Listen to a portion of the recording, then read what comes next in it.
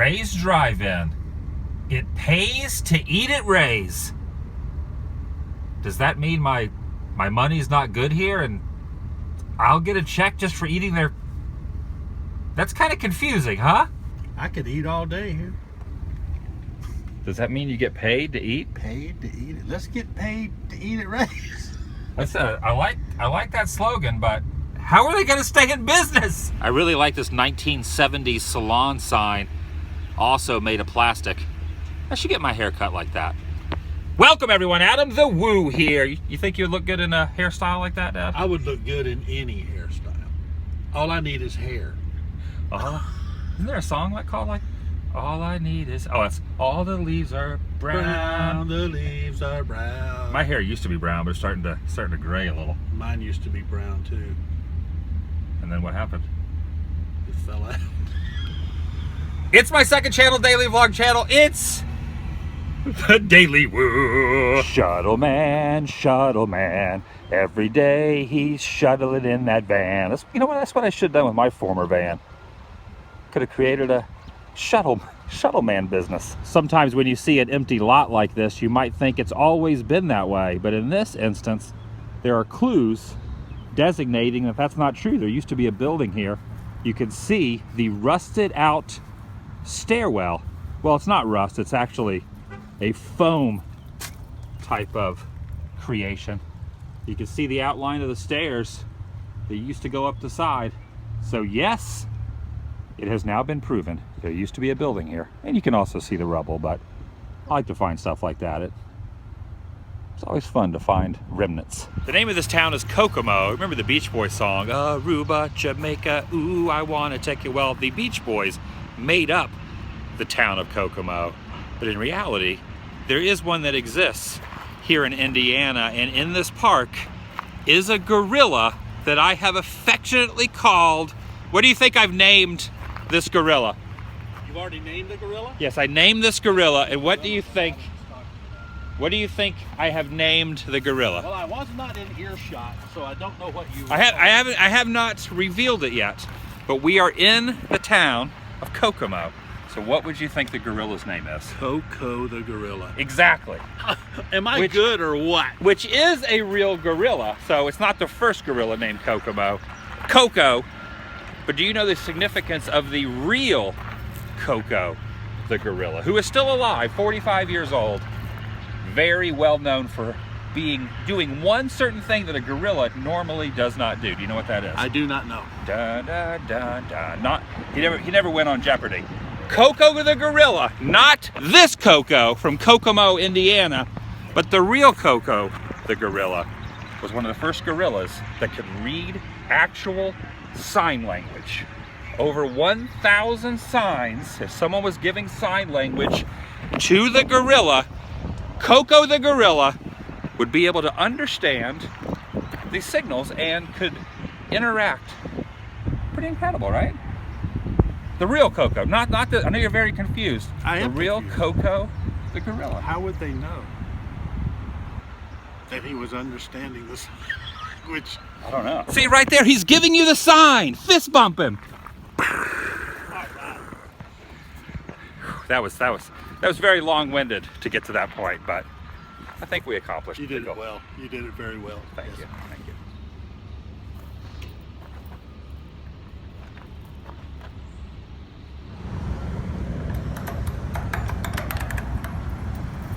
Right across the street, Dad is enamored. He's being pulled into its tractor beam. The KokoMantis. Now I have to warn you, there may or may not be a legend that if you look too intently in his eyes, you could turn to stone. Wait, that's something. No, that's a totally different thing. Here's a question for you though. Is it praying mantis as if it is praying, like on its knees, praying to the heavens, or is it praying like it is about to attack you and it's seeking its prey? Oh, it depends on whether you're a human or you're a bug. If you're a human, you can say it's a praying mantis, like he's praying to the heavens.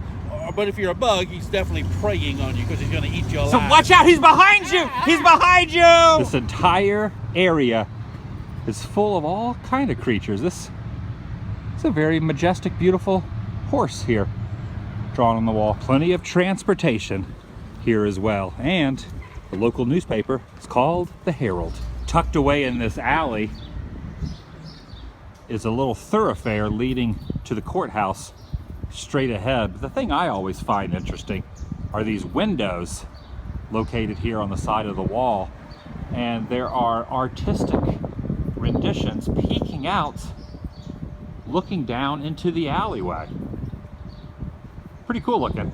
You can faintly see it, but the words inscribed on the water tower state Kokomo. Some of the architecture downtown always fascinates me. What is more fascinating than that is this burglar. Why would you give that away? Why would you let the burglars know where the alarm box is? Another fascinating tidbit about Kokomo, it was the home of the very first car made in America in 1894, invented by Elwood Haynes. This is just a recreation. And also, of course, James Dean, born and lived in Fairmount, which is about an hour, hour and a half from Kokomo. Some people call it the city of first. And one thing you will notice, not only about Indiana, but also Illinois, anywhere in this general tri-state vicinity, everyone embraces Lincoln. That's Abraham Lincoln, right? Am I correct? That is a young Lincoln. Do you know where Lincoln was born? He was born in Illinois. Born in Kentucky.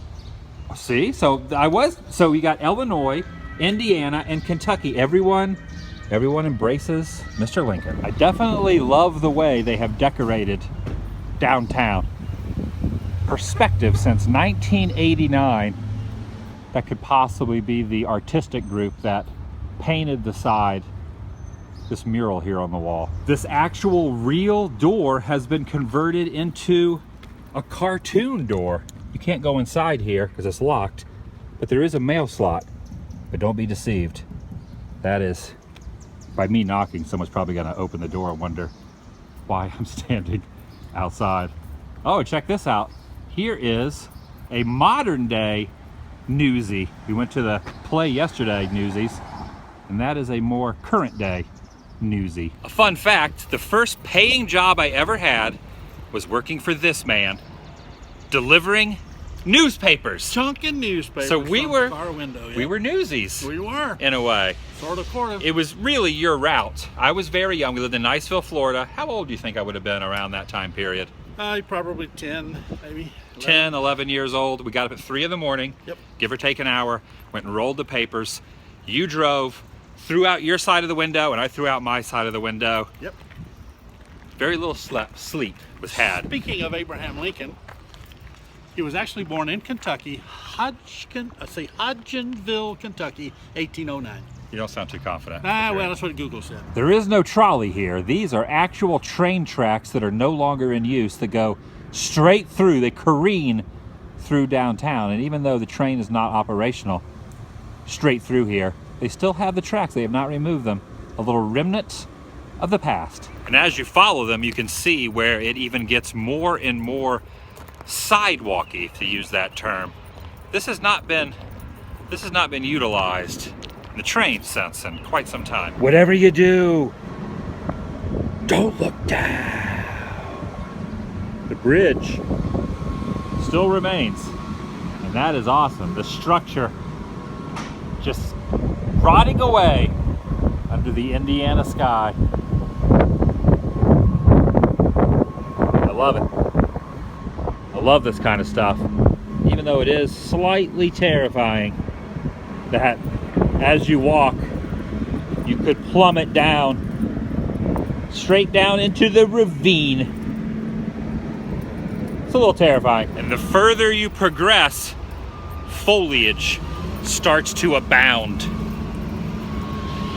And then it turns directly into a dirt track. Relics of a different time. So awesome. Really not a whole heck of a lot of graffiti etched on the side, except for this makeshift anarchy symbol and the words minor threat. Gosh, I love that band. We're just a minor threat, and that's a promise. All this walking around has made me quite thirsty. I'm gonna get a beverage at the coolest convenience store here in town, the Storybook Express. Look at this place. However, when you walk inside, the theming does not keep up with the outside appearance. It does not look like a fairy tale inside here. It looks basically like a normal convenience store. But from the outside perspective, it is impressive. Most impressive. I asked one of the ladies working inside what the backstory and history was, and she didn't really seem to know. The only thing she called this place was the Harry Potter house. I could kind of see that. I could kind of see the resemblance. I'm guessing this entire property was something else before the convenience store took over. Even look at the fence line, all ornate and decorative, except someone has thrown a rock or a brick through there. Nonetheless, very beautiful. Very beautiful indeed. If you plugged your phone into the bottom of that rocket, it would blast off into the stratosphere. That's not someplace you want to charge your phone because you never see your phone again. And there is a bowling ball. Look, there's a bowling ball in the wall itself. You don't see that every day. Around the backside, I never noticed this before, but there is an inscription that says, "Enter into his courts with praise." You think maybe this was a church? An unusual displayed church building at one point? Perhaps. I am normally more of a regular Mountain Dew kind of guy, but today I'm going Code Red. And Dad going full Diet Coke. You're a fan of the Diet Coke. I am the fan of the Diet Coke. Why do you prefer the Diet Coke over normal? I fell for the very first advertising campaign just for the taste of it. So you like the taste. I love this. It's not because it's diet. Correct. It's only so if you had a Coke and a Diet Coke in front of you, could you tell the difference? I could, absolutely. Regular Coke is way too sugary and syrupy. Diet Coke is not so much. Now see, if I drink Diet Mountain Dew, I prefer regular Mountain Dew because Diet Mountain Dew to me does not taste as good. But you're completely the opposite. I am. Just for the taste. Just for the taste of it.